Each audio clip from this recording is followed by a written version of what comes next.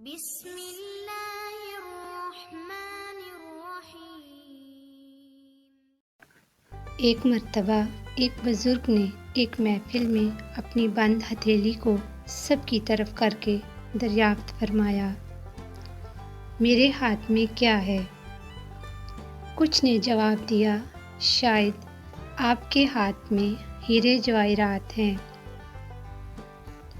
پھر ایک صاحب سے پوچھا، انہوں نے بھی کچھ سوچ کے بعد جواب دیا، شاید سونا ہے۔ پھر پوچھنے پر ایک نے جواب دیا کہ آپ کے ہاتھ میں اگر ہیرے جواہرات نہیں اور سونا بھی تو یقیناً چاندی یا کوئی قیمتی چیز ہوگی۔ تب ان بزرگ نے اپنے ہاتھ کو کھولا تو ان کے ہاتھ پر چند کنکریاں تھیں۔ سب حیران رہ گئے۔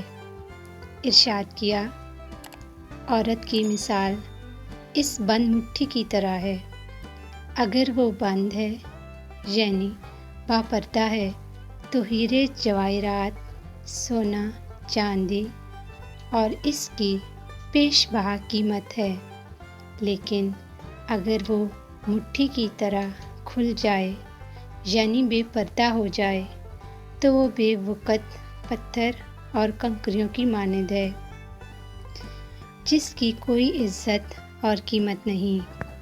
کچھ دروازے، کچھ راہیں جب اللہ تعالیٰ ہم پر بند کر دیتا ہے تو ہمیں ایسا لگتا ہے جیسے وہ ہمیں سزا دے رہا ہے، ہماری دعائیں نہیں سن رہا، جو ہمیں چاہیے وہ نہیں سمجھ رہا، جبکہ کچھ راستے ہماری ہی بہتری کے لیے بند کیے جاتے ہیں، کیونکہ آگے جا کر ہمیں ان سے زیادہ تکلیف ملتی ہے۔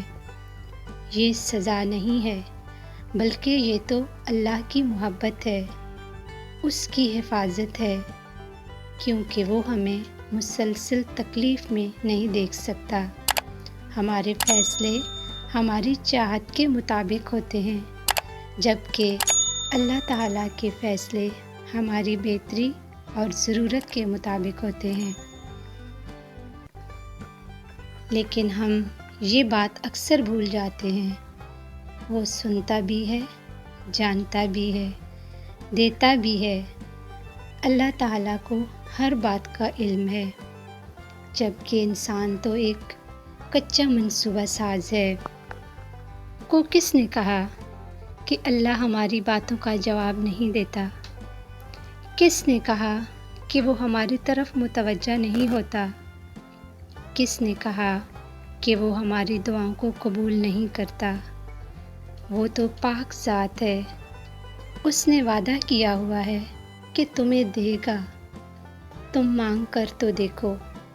وہ آسمانوں کا نور ہے جو راتوں کے پچھلے پہر 7ویں آسمان تک آتا ہے اور کہتا ہے، کوئی ہے مجھ سے مانگنے والا جسے میں عطا کروں، کوئی ہے مجھ سے محبت کرنے والا تاکہ میں بھی اس سے محبت کروں، کوئی ہے جو غم میں مبتلا ہے، میں اس کے غم مٹا دوں۔